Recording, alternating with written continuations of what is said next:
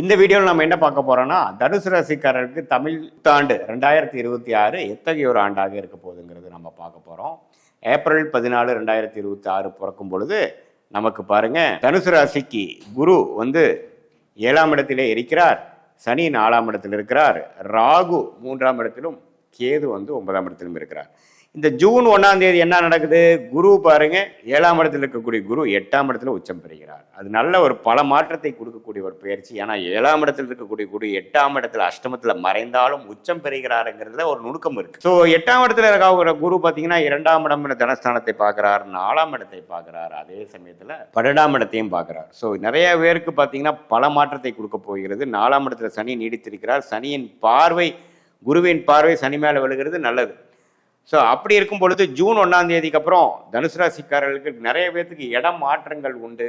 வெளிநாடு எதிர்பார்க்குறவங்களுக்கு வெளிநாடு போகக்கூடிய உண்டு, வெளி மாநிலம் போகக்கூடிய உண்டு, ஒரு வீட்டு விட்டு இன்னொரு வீடு மாறக்கூடிய அமைப்புகள் இருக்குது, பழைய வீட்டு விட்டு புது வீட்டுக்கு போகக்கூடிய அமைப்புகள், அது மாதிரி பல மாற்றங்களை கொடுக்கக்கூடிய அமைப்புகள். அதே மாதிரி ஃபண்ட்ஸு பண வரவுகள் பார்த்திங்கன்னா பல சோர்ஸில் வரக்கூடிய அமைப்புகள், கொஞ்சம் கடன் பட்டாலும் அது மூலமாக சில சுப செலவுகள் செய்யக்கூடிய அமைப்புகள்ங்கிற மாதிரி பல விஷயங்கள் நடக்கக்கூடிய அமைப்புகள் கண்டிப்பாக காட்டுகிறது.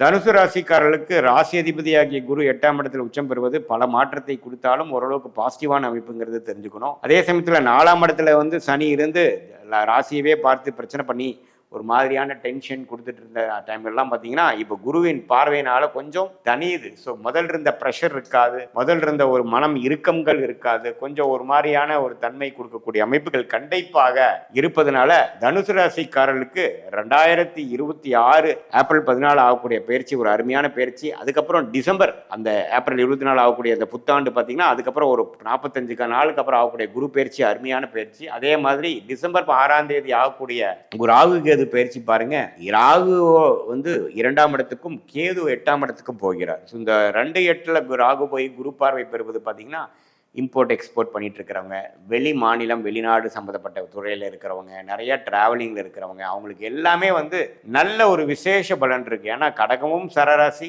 மகரமும் சரராசி. சரராசியில் எப்போ ராகு இருக்கும் பொழுது நிறைய டிராவலிங் கொடுப்பார், இம்போர்ட் எக்ஸ்போர்ட், வெளிநாடு, அந்நிய செலாவணை, அது மாதிரி பல விஷயங்கள், இடம் மாறுது, நிறைய டிராவலிங், வேற மொழி பேசக்கூடிய அமைப்பு போகிறது, அது மாதிரி விஷயங்கள், தொழில், ஷேர் மார்க்கெட், அது மாதிரி விஷயத்துலாம் நல்ல ஒரு முன்னேற்றத்தை கொடுக்கக்கூடிய அமைப்பு கட்டாயம் தனுசு ராசிக்காரர்களுக்கு உண்டு. ஸோ ஒரு பக்கம் குரு நல்லா பாசிட்டிவா வராரு, ஒரு பக்கம் ராகு கேது நல்ல ஒரு அமைப்பு வரும்பொழுது இதுவரை கடந்த 2-3 வருஷமாக பாதிக்கப்பட்ட விருச்சிக ராசிக்காரர்கள் ஓரளவுக்கு பெருமூச்சு பெறக்கூடிய அமைப்பு, அடையக்கூடிய அமைப்பு வந்து ஜூன் 2026 புத்தாண்டு பிறந்து ஒரு 1.5 மாசத்திலிருந்து அப்படி இந்த ட்ரெண்டை பார்க்கக்கூடிய அமைப்பு கோச்சாரத்தில் சப்போர்ட் கொடுக்குறதுங்கிறத நீங்க தெரிஞ்சுக்கணும். அதே சமயத்தில் இப்போ இந்த ராகு 2ஆம் இடத்துக்கு வரும்பொழுது பண விஷயத்துல சில டைட் ஆகும், சில நிறைய சுப செலவுகளும் சில சுப இன்வெஸ்ட்மெண்ட், சுப முதலீடுகள்லாம் நம்ம செய்வதனால கொஞ்சம் பணம் இறுக்கங்கள் ஆகக்கூடிய அமைப்புகள் இருக்கு. அதுலக்காக கொஞ்சம் லோன் போகிறது, அதுல கொஞ்சம் ஃபண்டிங் வாங்குறது, கூட்டு தொழிலா பண்றவங்களுக்கு பணம் பெற்று பண்றது, இது மாதிரி பல முன்னேற்றத்துக்கான மாற்றங்கள் கொடுக்கும். ஆனா அதுல வந்து ப்ரெஷரும் இருக்கும். ஆனா அது பண்ணுனாதான் அடுத்த லெவலுக்கு போக முடியுங்கிற மாதிரி அமைப்பு இருப்பதனால தனுசு ராசிக்காரர்கள் இந்த டைம்ல ரிஸ்க் எடுத்து பல விஷயங்கள் அவங்களுடைய கம்ஃபர்ட் ஜோன்ல இருந்து வெளியில வரக்கூடிய அமைப்புகள் கொடுக்குது. வெளிநாட்டுல போய் படிக்கணும், உயர்கல்வி படிக்கணும்னு நினைக்க சொல்லக்கூடிய ஸ்டூடெண்ட்ஸ், அவங்களுக்கெல்லாம் நல்ல ஒரு வாய்ப்பு, விசா கிடைச்சி போகிறது, அவங்களுக்கு வேணுங்கிற காலேஜ் இன்ஸ்டிடியூஷனுக்கு அட்மிஷன் கிடைக்கிறது.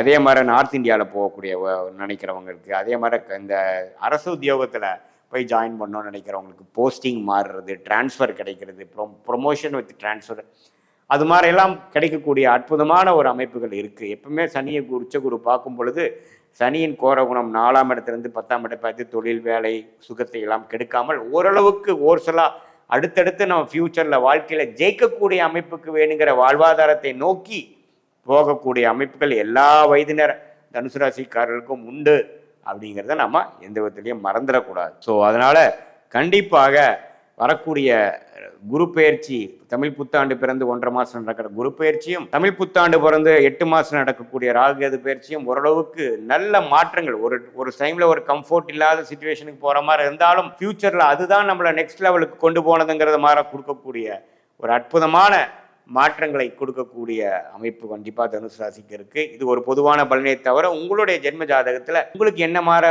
ஒரு லக்னத்துல பிறந்தீங்க, நீங்க எந்த ராசி, நீங்க வந்து மூல நட்சத்திரத்துல பிறந்திருந்தாலும், பூராட நட்சத்திரத்துல பிறந்திருந்தாலும், உத்திராட நட்சத்திரத்துல பிறந்திருந்தாலும், நீங்கள் என்ன லக்னத்தில் பிறந்தீங்க, லக்னாதிபதி எப்படி இருக்குது, அடுத்து வரக்கூடிய தசாபுக்திகள் எப்படி இருக்குது, தசநாதன் வந்து கோச்சாரத்தில் எத்தகைய ஒரு அமைப்பில் போயிட்டு இருக்கார், புக்திநாதன் எது மாதிரி அமைப்பில் போயிட்டு இருக்கிறாருங்கெல்லாம் ஒருங்கிணைத்து பார்க்கும் பொழுது அடுத்த வரக்கூடிய காலகட்டத்தில் நம்ம இன்னுமே துல்லியமான பலன்கள் எப்படி வந்து அடுத்த வரக்கூடிய ஷார்ட் டேர்ம் எப்படி, அடுத்த வரக்கூடிய லாங் டேர்ம் எப்படி, இந்த கோச்சாரத்தோடு சேர்த்து வைக்கும் பொழுது எது மாதிரி திசையில் நம்ம வாழ்க்கை திரும்ப போகுது, எது மாதிரி விஷயங்கள் நமக்கு நடக்க வாய்ப்பு இல்லை, எது மாதிரி விஷயங்கள் நடக்கக்கூடிய அமைப்பு இருக்குது, பிராப்தங்கள் எதை காட்டுது, கல்யாணம் எப்போ நடக்குது, குழந்தை பேர் எதிர்பார்க்குறவங்களுக்கு எப்போ கிடைக்குது, எப்போ வெளிநாடு வாய்ப்புகள், எப்போ வேலை மாற்றம், எப்போ கடன் அடையக்கூடிய அமைப்பு, எப்போ உடல்நல கோளாறு தெரியாகக்கூடிய அமைப்பு, இது மாதிரி பல வாழ்க்கைக்கு மிகவும் முக்கியமான சில விஷயங்களை தெரிந்து கொண்டா அதுக்கு தகுந்த மாதிரி வாழ்க்கையை நாம வந்து பிளான் பண்ணி அந்தந்த டைமுக்கு வேணுங்கிற உத்வேகத்துடன்